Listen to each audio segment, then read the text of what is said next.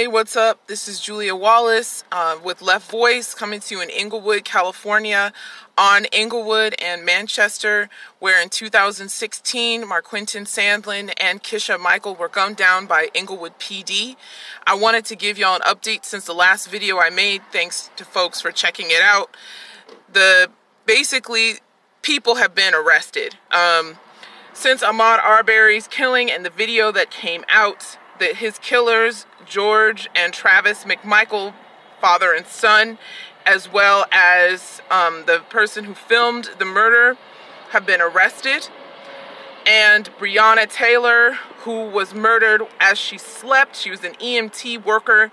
She was murdered by the police who busted into her home, didn't knock, plain clothes, and her partner, who was defending her and shot back at the intruders, the police, Kenneth Walker, has been, he was arrested, but now he's been released.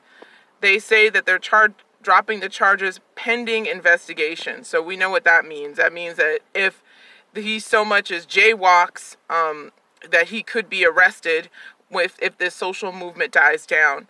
And I just wanted to speak on some other things that have happened. The cop who said when Sean Reed was murdered that they're going to have a closed casket, homie, and I think it was a black cop who said that.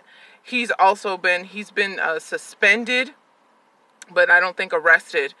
And it's so important for us to realize that these concessions have come because, one, there's been a social movement and pressure. So many people are murdered by the police, but this time they've had to do something because there's been attention paid to it, but also because both the Democrat and Republicans don't want any smoke. They don't want any problems with reopening. The Republicans want to reopen. They want capitalists to start making their money again, and the Democrats don't want to appear the way they've always been, which is doing nothing or being complicit and assisting the police in killing and murdering us. In Inglewood, Mayor Butts, when the police misconduct records were going to become public, made sure to shred all of the documents in order to cover up for the police, and he was a police chief himself.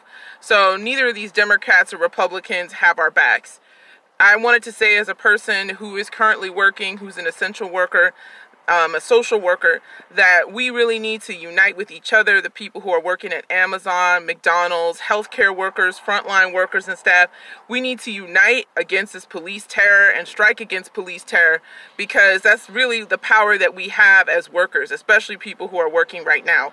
And, you know, all of us people who are dying, people who are having to work, people who are getting shot by cops, we're black and brown people, Asian people, and it's not okay, and we need to unite against these capitalists and form our own political organizations and our own committees to defend ourselves against these murderous attacks. So thanks so much for people checking that out. I hope y'all stay safe. These capitalists, we can't depend on them, and we need to continue to organize for ourselves. So coming to you, Left Voice, Inglewood, California, and check us out, leftvoice.org.